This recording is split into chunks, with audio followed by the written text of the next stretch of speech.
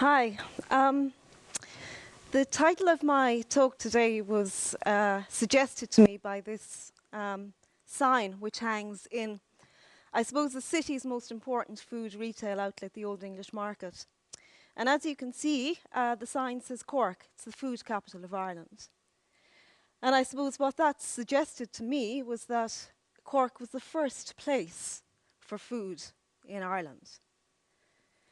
But the other thing it suggested to me was something more important, I think, for us, particularly as a nation who have historically been producing food as a major commodity, was the fact that this sign is big, it's designed to be seen from a distance, and it's brash, bold, the big colours, red and white, which of course are the colours of the city. But I think in its brashness and its boldness, it exuded a certain confidence in the food culture of the city. And I suppose it's this kind of confidence that we have, or we perceive to have, this self-assurance about our food culture, that interested me. And I suppose what I was trying to see was this confidence something that was intrinsic, coming from the inside, or was it something more that was guided by outside developments and outside influence? And I suppose more importantly, if we do have a confidence, which I think we do to some extent, how do we sustain that into the future? And Cork, like any place that has a concentration of people, will have a distinctive food culture. It will have a food profile. And it's influenced by the past, of course. It's influenced by contemporary developments. And it's also influenced, if you're lucky, by food personalities. And I suppose, fortunately for us in Cork, we have a number of personalities who are almost pioneers, missionary in their zeal and in their belief of the food culture. Many of them are female, in fact. And Cork is also a place of many firsts. The first place to have a farmer's market. The city had the first restaurant to be granted a Michelin star in Ireland, the Arbutus Lodge, which is now gone. And also, interestingly, Cork was the place that saw the evolution, the start, of an alternative food system, alternative to the mainstream, in the form of the artisan and speciality food producers. But saying all that, and I suppose Cork did establish itself as a place of quality in terms of food. Saying all that, we're kind of slow in coming forward in maybe putting that quality into a structure of protection and recognition. So if you look at the systematic system of labelling and approving quality of agricultural produce and foods, the European Commission labels of origin, geographic location, and traditional specialities, Cork doesn't have any. We don't have anything equivalent, for example, to Dijon mustard or Parma ham. The one thing that does come to mind, of course, is Ballycotton potatoes. We're all familiar with these, I think. And these are interesting because we assign a certain value to these. A value because they come seasonally. They come as a new early type of potato on the market. And also we put a value on them because of the location of production. In East Cork, near the sea, where the soils will imbue the product with a particular taste. So let's see if we can see where this distinctiveness of culture comes from. And here we are, a county at the bottom of Ireland and so on. The largest county in the Republic, and a place of fantastic agricultural land. That's really very good for the dairy economy, for producing dairy produce, and beef to some extent.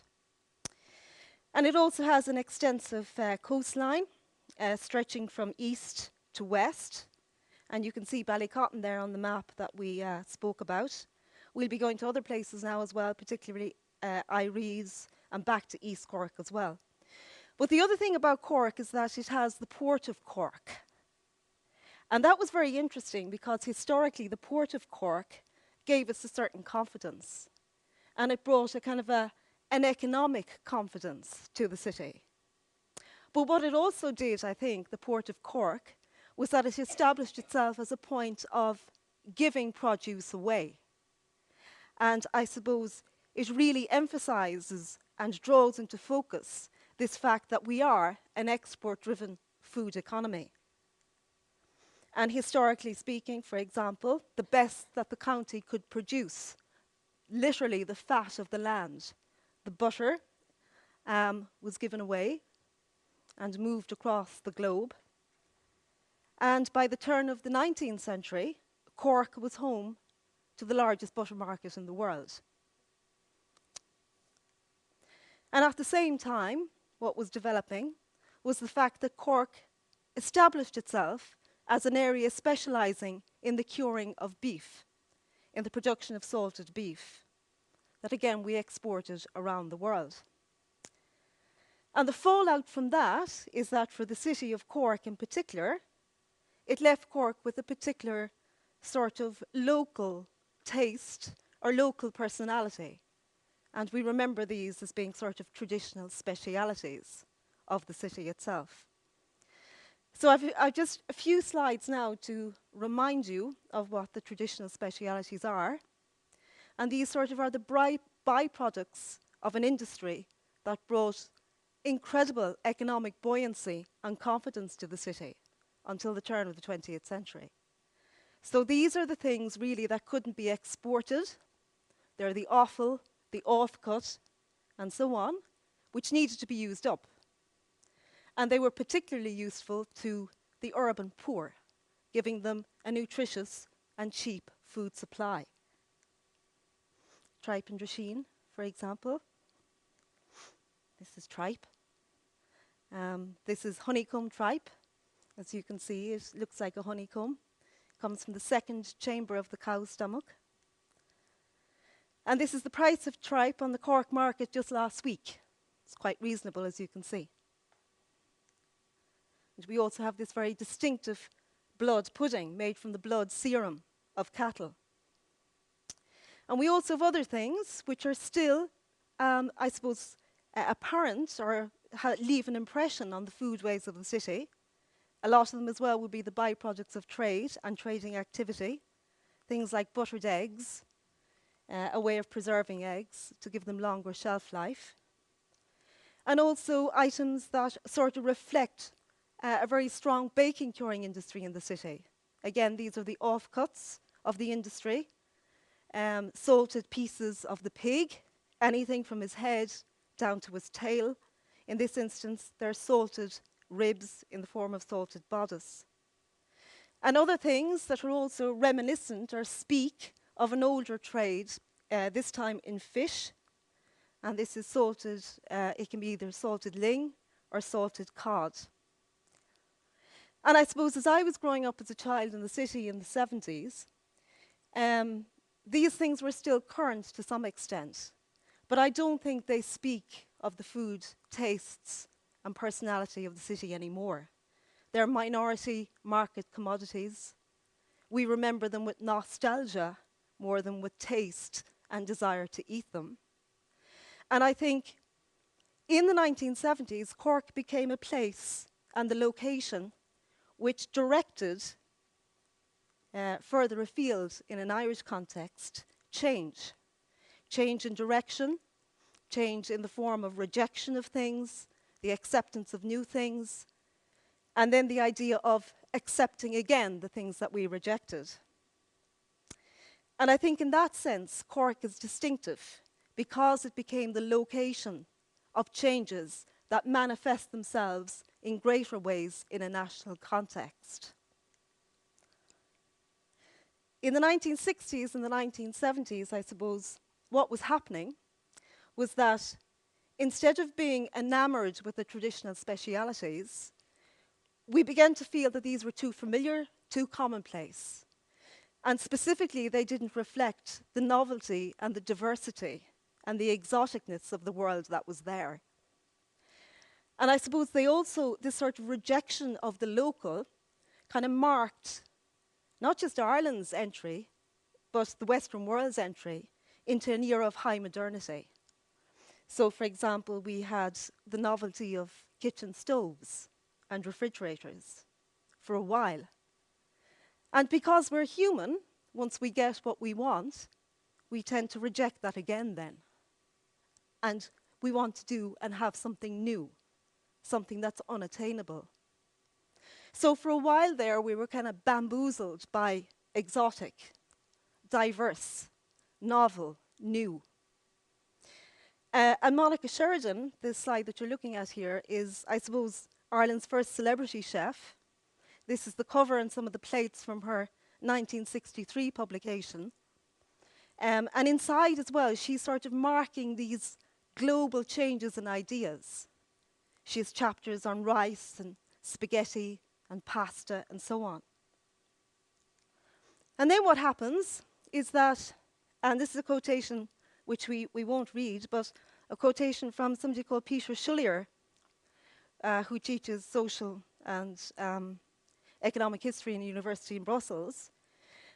And what he's saying is that from about the 1980s onwards, this sort of oversaturation with the new and the novel led in many cases to sort of feelings of insecurity.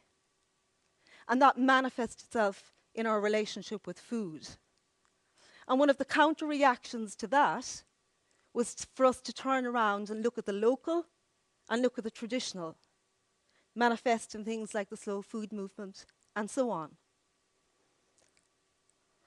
And I think in this instance, Cork became the location for digesting and passing on these global ideas of change. And I think it became the location of change in both action and both opinion.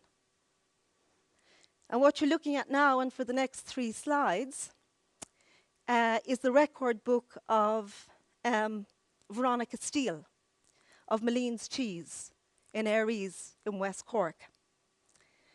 And I really love this slide and the next ones, because what they do really is to, I suppose, capture a period of change that was going to have consequence in Ireland. And this is her account of making different batches of cheese. She says when things are good and when things are bad, and so on. And this started as a shed enterprise in her small house in rural West Cork. And here you'll see these pages are sort of demonstrating that what started as something in the kitchen could become something commercial. And her cheeses were sort of picked up by influential places in the city, like Arbutus, first Michelin star, and Ballymaloe House in East Cork. And I think this is the other important personality for the city in directing change.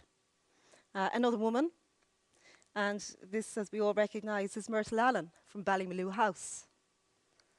And what she started to say when she set up her hotel and her restaurant in East Cork was, look, we have some of the best produce the world can produce. We should look to our own and cook it carefully and sensitively and so on.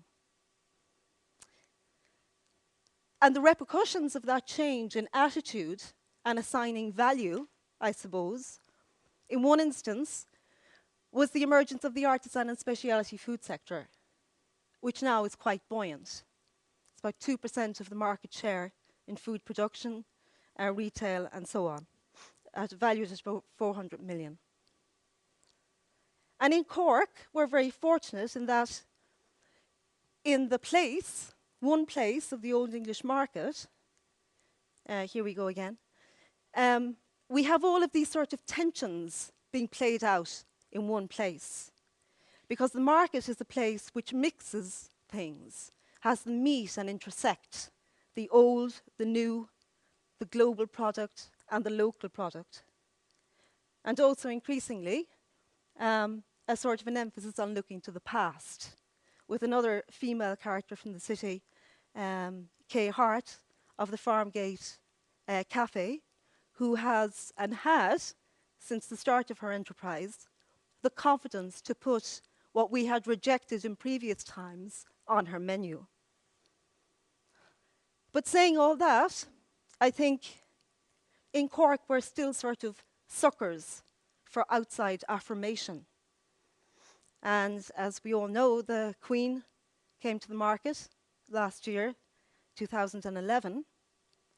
And I think this sort of feeling that the outsider affirms us, it's an illustration from fairly influential American food magazine, Savoir. This affirmation tells us that what we have is quite prestigious. And the things that we have, like the best butter in the world, or really good quality bread, can be some of the finest things that the world can produce in terms of foodstuffs and so on. But I think this sort of outside affirmation, telling us what we have is good, just in case we didn't know it ourselves, I think that sort of speaks maybe of a confusion, the insecurity Peter Schullier talks about, the insecurities and confusions of a sort of a global exchange of foods. And in that sense, what we want now is distinctiveness, separate identity, and meaning.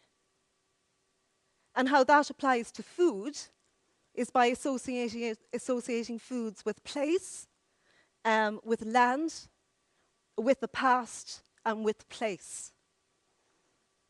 And I think that has a complication, however, for us, in that if you look at the Irish food economy on a greater level, I think what we still place value in is its economic potential.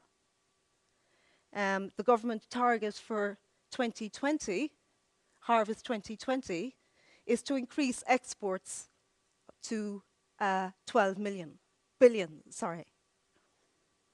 And the other thing, and I suppose the food economy is seen as the great white hope for the Irish economy. And the other expression of that, I suppose, is this idea of food tourism.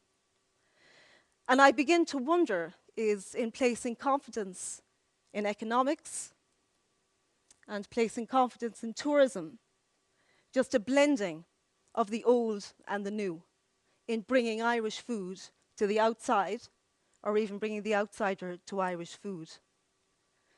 Our prime producers of Irish food outside the specialty food sector and artisan sector are the farmers. The vast majority of farmers produce food. However, the vast majority of farmers do not engage in food processing. They don't make foods outside the niche market that we spoke of. 0.4% are engaged in food processing. And I think the challenge for us is to see how we integrate our main food producers into this new movement of creating indigenous identity and distinctiveness with a real story with meaning. Okay. Thank you.